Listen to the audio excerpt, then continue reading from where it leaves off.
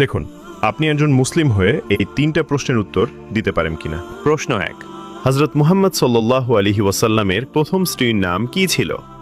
এ আয়েশা রাদিয়াল্লাহু আনহা, বি হাফসা রাদিয়াল্লাহু আনহা, সি খাদিজা রাদিয়াল্লাহু আনহা।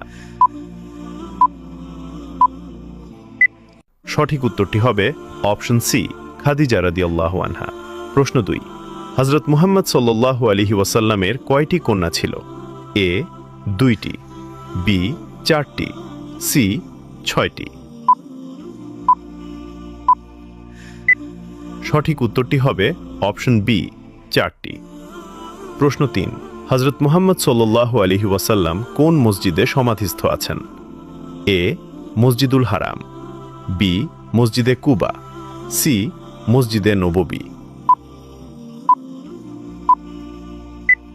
সঠিক উত্তরটি হবে অপশন সি, মসজিদে নববী। আপনি কয়টি প্রশ্ন